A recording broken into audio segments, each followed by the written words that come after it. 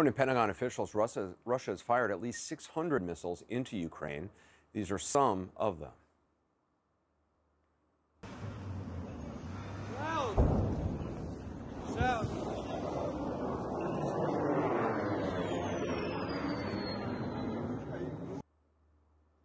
Cruise missiles hitting a town in central Ukraine. Unlike warplanes and helicopters, they're harder to shoot down, could be fired from long distances away. This far into the war, and Russia still doesn't have full air superiority over the battlefield, according to Western officials. Our next guest wants to take steps to make sure they never do. Illinois Republican Congressman and Air Force veteran Adam Kinzinger joins us now. Congressman, thanks so much for being with us. You have been calling for backing the idea of a no-fly zone, which is something obviously that the Ukrainian president and Ukrainian officials are really pushing for. I talked to the former U.S. ambassador to Ukraine, Stephen Pfeiffer, and he was saying that one major drawback of a no-fly zone, besides the obvious, it provokes potentially direct conflict, of an American plane shooting down a Russian plane. The ambassador was pointing out that in order to protect U.S. and allied planes, they would have to bomb anti-aircraft weapons in Belarus and maybe even Russia itself, in addition to Russian anti-aircraft assets already in Ukraine. Talk to me about your support for the no-fly zone and those arguments against it. Look, Anderson, there's risk, and I'm not going to deny that, and we should obviously look at that with eyes wide open. But I think there's risk in inaction too at the moment.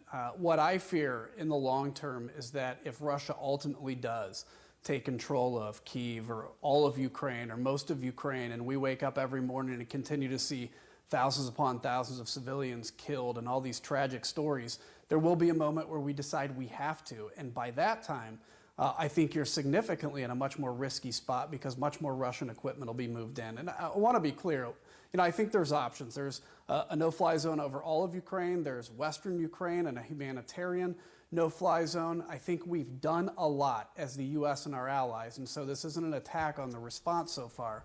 I just fear that we're going to get to the moment where we're going to be compelled to, and we should not fear Russia in that context.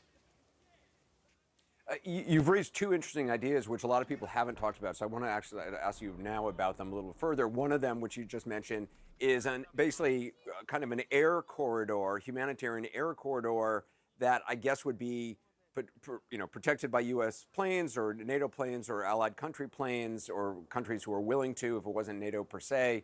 And that would allow the flight of supplies in? Yeah, so if you think of it similar to maybe like a Berlin airlift, if you can protect a corridor, you can allow planes to fly in, drop supplies, even drop armaments, whatever that takes. If it's a agreed upon one, the Russians have violated, frankly, every attempt to have humanitarian corridors so far. You would limit it to just supplies and medical. But I think we have to look at those different variations of what we can do on a no-fly zone. But I think the important thing is this. The old Soviet Union used to threaten the use of nuclear weapons all the time. If Ukraine ends up defeating Russia, which we all pray for, if you think Vladimir Putin is crazy enough to use nukes against NATO and the West for defending the skies of a sovereign country that invited them to do it, I think we have to be realistic that he may very well just use them on Ukraine if he loses. He's a crazy man. We've done a great job, I think, of standing up to him so far. There's a few more things I'd do, but we need to be prepared. This is a moment where he's not going to go quietly. You've also talked about the idea of, which you had mentioned previously, about kind of a no-fly zone in the west of Ukraine. I'm in Lviv, which is it's much closer to the Polish border. It's the transit point for hundreds of thousands of people who are fleeing. They come to the Lviv train station. They try to get further west, over to Poland or some of the other countries, Moldova, Romania, and the like. There's even has been talk of, if Kyiv fell, that there'd perhaps be Ukrainian government in charge in Lviv, and that would be the seat of power. What would a no-fly zone in Western Ukraine accomplish? Yeah, it would be basically that. It would be protecting an area for if civilians need to flee, that they can be protected. It alleviates some of the pressure, obviously, on Europe, who's going to be taking, we've had, 1 million refugees. There's 40-some million people that live in Ukraine. It allows a place, if, God forbid, Kiev does fall, to be able to have that government in exile that you mentioned and continue to train, equip, and support the Ukrainian army as they try to take back the rest of Ukraine. But keep in mind, I think if we get to a point, and this is where we have to remember as we're making decisions today, where we see Kiev fall, or we see, a significant part of Ukraine fall, or God forbid, a defeat of the Ukrainian army, taking back Ukraine is going to be far bloodier than anything we've seen today. You sit on the Committee for Energy and Commerce. We've heard, a number of people talking about on both sides of the aisle pushing for a ban on Russian oil and gas to the U.S.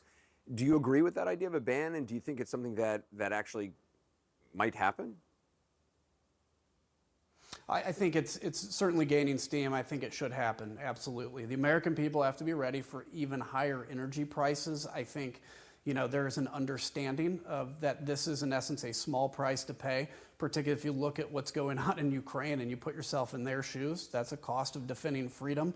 And we have over, maybe as of today, 700 million some barrels in the Strategic Petroleum Reserve. That's what this is for these moments.